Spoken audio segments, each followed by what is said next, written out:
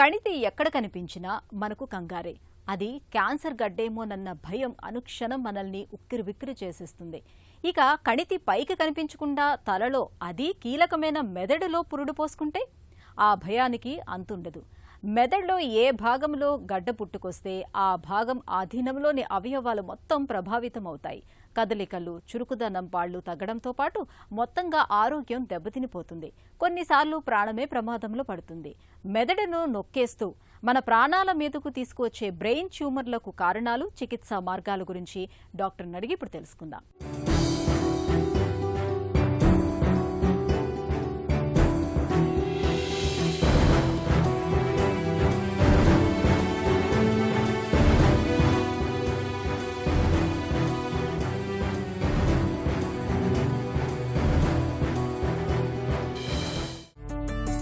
మెదడులో కణితులు ఎందుకు పుట్టుకొస్తాయి? ఈ మెదడులో కణితులు రకరకాలు ఉంటాయండి. బేసిక్గా ఏంటంటే మెదడు పైన పొర, దానిపైన ఎముక ఉంటాయి. సో ఈ ఈ ఈ కణితులు అనేవి ఎక్కడి నుంచైనా రావచ్చు. ఒకటేనంటే మెదడు పొర నుంచి రావచ్చు, వాటిని సాధారణంగా మెనింజియోమాస్ అంటాము. లేదంటే బ్రెయిన్ లోపల దాని సబ్స్టెన్స్ నుంచే రావచ్చు. దాంట్లో ఏంటంటే గ్లయోమా కానీ అట్లాంటి ట్యూమర్స్ ఉంటాయి. లేదంటే బ్రెయిన్ లోపల నీరు ప్రొడ్యూస్ చేసే ఏరియాస్ ఉంటాయి, సో అక్కడి నుంచి కణితి రావచ్చు. లేదంటే వేరే చోట ఎక్కడైనా క్యాన్సర్ ఉంటే అది బ్రెయిన్లోకి తిరిగి గడ్డలాగా తయారవచ్చు. బ్రెయిన్ ట్యూమర్లు ఎన్ని రకాలుగా ఉంటాయి? సింపుల్గా చెప్పాలంటే అండి, రెండు రకాల కింద అనుకోవచ్చు. ఒకటి క్యాన్సరస్ టైప్, ఒకటి నాన్ క్యాన్సరస్ టైప్. సో ఇందులో ఏంటంటే మనకి ఎక్కడి నుంచి వచ్చిన దాన్ని బట్టి దాని తాలూకా స్వభావం ఎట్లా ఉంటుంది అనేది చెప్తాము. యూజువల్ ఏంటంటే ఒక్కొక్కసారి మనము ఆపరేషన్ చేసి ఆ గడ్డని బయాప్సీకి పంపిస్తే కానీ మనకి అది ఏం టైప్ ఆఫ్ గడ్డో తెలియదు. చాలా వరకు ఏంటంటే మనము స్కాన్ చూసి చెప్పగలుగుతాం ఇది క్యాన్సర్ గడ్డనా లేకపోతే నాన్ క్యాన్సరస్ గడ్డనా అని. కానీ కరెక్ట్గా చెప్పాలి అంటే ఆపరేషన్ చేసి మాత్రమే చెప్పగలుగుతాము. కణితి అనగానే క్యాన్సర్ అనుకోవటం కరెక్టేనా? బ్రెయిన్లో క్యాన్సర్ కణితి వచ్చింది అనగానే అన్ని క్యాన్సర్ గడ్డల్లో అవ్వవు. గడ్డ లొకేషన్ బట్టి, గడ్డ ఎక్కడి నుంచి వచ్చిన దాన్ని బట్టి, గడ్డలో స్కాన్లో చూసినప్పుడు మనకి ఎలా ఉంది అన్న దాన్ని బట్టి రఫ్గా చెప్పగలుగుతాం మనం ఇది క్యాన్సర్ గడ్డనా కాదా అని. క్యాన్సర్లో కూడా టైప్స్ ఉంటాయండి, స్టేజెస్ ఉంటాయి. అంటే స్టేజ్ 2, స్టేజ్ 3, స్టేజ్ 4 అని. యూజువల్లీ స్టేజ్ 2 అట్లా ఉన్నాయనుకోండి, మనకి అంత అగ్రెసివ్ ట్యూమర్స్ ఉండవు. అవి తీవ్రమైన తలనొప్పి, వాంతులు అవుతుంటే మెదడులో కణితులు ఉన్నట్టుగా అనుమానించవచ్చా? ఈ గడ్డ ఉండే లొకేషన్ బట్టి మనకి ఎట్లాంటి సిమ్టమ్స్ వస్తాయన్నది ఉంటుంది. ఒక్కొక్కసారి మనకి గడ్డ మాట్లాడే ప్రదేశంలో ఉందనుకోండి, మాట సరిగ్గా రాకపోవడము, లేదంటే చెయ్యి కాళ్ళు పనిచేసే ప్రదేశంలో ఉంటే చెయ్యి కాళ్ళలో వీక్నెస్ రావడం కానీ, లేదంటే గడ్డ దాని ఇరిటేషన్ ఉండే స్వభావం ఉందనుకోండి, ఫిట్స్ రావడం కానీ, లేదంటే మన బిహేవియర్ ఉండే చోట గడ్డ ఉందనుకోండి, అప్పుడు మన బిహేవియర్ డిస్టర్బెన్సెస్ రావడం, ఇట్లాగా. అంటే మన కంటి నరం పైన ఉందనుకోండి, విజన్ సరిగ్గా లేకపోవడం, ఇట్లా రకరకాలుగా మేనిఫెస్ట్ అవుతుంది. హెడేక్ వస్తుంది, వామిటింగ్స్ అవుతున్నాయి అన్నప్పటికీ ఏంటంటే యూజువల్లీ అప్పటికి గడ్డ చాలా పెద్దగా అయ్యి బ్రెయిన్లో ప్రెషర్ పెరిగినప్పుడు ఇట్లాంటి ఇవి వస్తాయన్నమాట. సో అన్ని హెడేక్స్, అన్ని వామిటింగ్స్ని మనము బ్రెయిన్ ట్యూమర్ అనుకోకూడదు, కానీ కొన్ని శాతంలో అయ్యే ఛాన్సెస్ ఉంటాయి. బ్రెయిన్ ట్యూమర్స్ని మీరెలా నిర్ధారించుకుంటారు? పెద్ద డౌట్ లేదు అంటే అసలు రూల్ అవుట్ చేసుకోవడానికి మామూలుగా సిటీ స్కాన్ చేస్తాము. నెక్స్ట్ లెవెల్లోకి వస్తే మనకి ఎంఆర్ఐ స్కాన్స్ ఉంటాయి. ఎంఆర్ఐలో ఏంటంటే కొంచెం టైం ఎక్స్ట్రా తీసుకుంటుంది, కాకపోతే మనకి లోపల బ్రెయిన్ అనాటమీ కానీ ఆర్కిటెక్చర్ కానీ బాగా తెలుస్తుంది. సో అందులో ఏమైనా గడ్డలు ఉన్నాయా, చిన్న చిన్న గడ్డలు ఉన్నాయా, అట్లాంటివన్నీ కొంచెం డీటెయిల్డ్గా తెలుస్తాయి. సో ఈ ఎంఆర్ఐలోనే మళ్ళీ మనం అవసరమైతే ఒక మందు ఇచ్చి, కాంట్రాస్ట్ ఇచ్చి, మళ్ళీ బ్రెయిన్ ఆ గడ్డ తాలూకు స్వభావం ఎట్లా ఉంది అన్నది తెలుసుకుంటాం. సో యూజువల్లీ ఏం చేస్తామంటే మనకి గడ్డ ఉంది అని అనుమానం ఉన్నప్పుడు ఒకసారి ఎంఆర్ఐ అడుగుతాము. ఎంఆర్ఐ వచ్చాక దాన్ని బట్టి ఆ గడ్డ నైజం ఎట్లా ఉంది అన్నది తెలుసుకోవడానికి ఒక్కొక్కసారి కాంట్రాస్ట్ అడుగుతాము.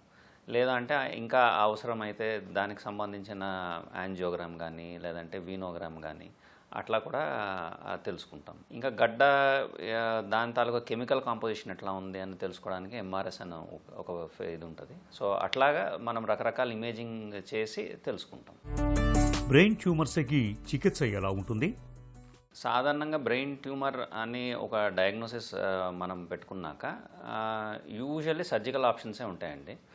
అన్లెస్ ఏంటంటే గడ్డ చాలా చిన్నగా ఉంది, లేదంటే లొకేషన్ చాలా క్లిష్టమైన లొకేషన్లో ఉంది, అలాంటి టైంలో మనము అబ్జర్వేషన్ చెప్తాము. ఒకవేళ కానీ అది మనకి పెద్ద గడ్డ అయింది, లేదంటే దాంతో మనకి సిమ్టమ్స్ ఉన్నాయి, డెఫినెట్లీ ఇది గడ్డ అన్నప్పుడు మనము ఆపరేషన్కే ప్లాన్ చేసుకుంటాం. ఆపరేషన్కి ప్లాన్ చేసుకునే ముందు మనము కావాల్సిన ఇమేజింగ్ చేస్తాము, అంటే మన ఎంఆర్ఐ కానీ ఇవన్నీ. సో ఆపరేషన్ ప్లానింగ్లో ఏంటంటే గడ్డలు ఎక్కడున్నాయన్న దాన్ని బట్టి మన మన ప్రొసీజర్, మన ఇన్వెస్టిగేషన్స్ దాన్ని బట్టి మారుతూ ఉంటాయి.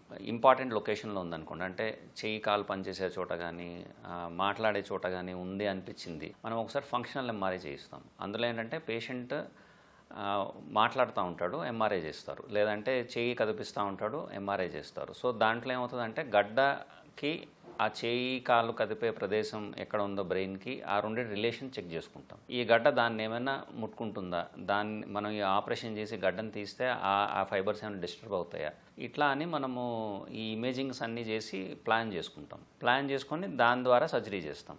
ఇందులో ఒక టైప్ ఏంటంటే చిన్నపిల్లల్లో కొంతమందికి బ్రెయిన్ స్టెమ్లో గ్లయోమాస్ అంటాం.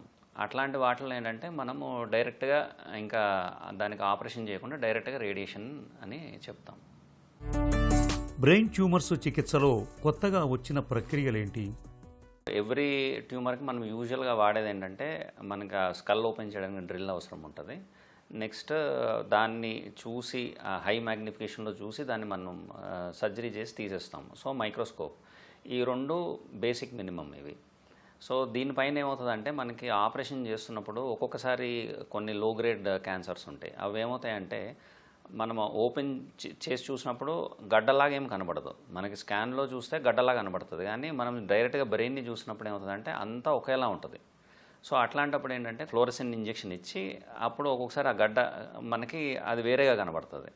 అప్పుడు ఆ గడ్డని మనము డిసెక్ట్ చేసి తీసేస్తాం. ఇట్లాగ చేస్తున్నప్పుడు ఏమవుతుందంటే ఒకసారి చుట్టుపక్కల ఇంపార్టెంట్ స్ట్రక్చర్స్ ఉండొచ్చు, స్పీచ్ ఏరియా కానీ లేదంటే చేయి కాలు కదిపే ఏరియా కానీ. అట్లాంటప్పుడు ఏం చేస్తామంటే ఒక్కొక్కసారి పేషెంట్ని మెలకు ఉంచుతాము. సో దీంట్లో ఏమవుతుందంటే ఎవేక్ క్రేనియోటమీ అంటాము. ఇందులో పేషెంట్ మెలకుగా ఉండి ఆపరేషన్ చేసినప్పుడు మాట్లాడుతూ ఉంటాడు.